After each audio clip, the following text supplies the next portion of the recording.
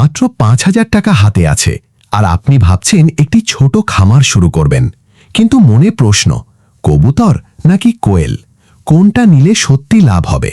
ভুল সিদ্ধান্ত নিলে শুধু টাকা নয়, সময়, পরিশ্রম আর আশা সবই নষ্ট হতে পারে। আর সঠিক সিদ্ধান্ত আপনার জন্য খুলে দিতে পারে নতুন আয়ের পথ। আমাদের গ্রামের অনেকেই অন্যকে দেখে হুট করে খামার শুরু করে দেন। কেউ বলে কবুতর ভালো, কেউ বলে কোয়েল সহজ, কিন্তু নিজের পরিস্থিতি না বুঝে শুরু করলে শেষ পর্যন্ত হতাশ হতে হয়। অন্যের সফলতা মানেই আপনার সফলতা নয়, কারণ সবার পরিবেশ, অভিজ্ঞতা ও সুযোগ একরকম নয়। প্রথমে আসি কবুতরের কথায়। খুব কম টাকায় শুরু করা যায় এবং কবুতর নিজেরাই বংশবৃদ্ধি করে। 4 জোড়া কবুতর দিয়ে শুরু করলে কয়েক মাসের মধ্যেই বাচ্চা পাওয়া যায়।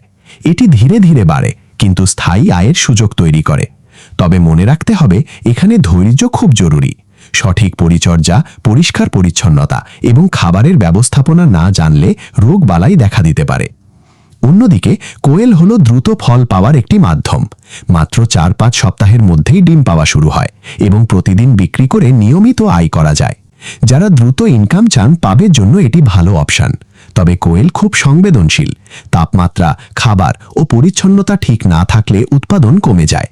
তাই শুরু করার আগে বাজারে চাহিদা আছে কিনা সেটাও নিশ্চিত হতে হবে।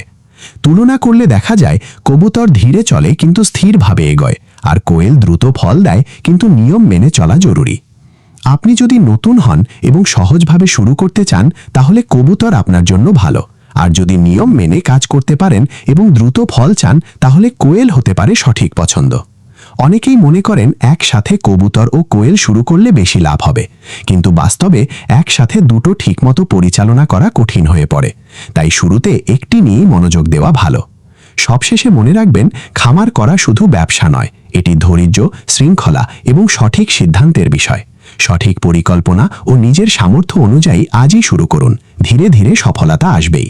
বন্ধুরা, ভিডিওটি ভালো লেগে থাকলে অবশ্যই চ্যানেলটিকে সাবস্ক্রাইব করে পাশে থাকবেন।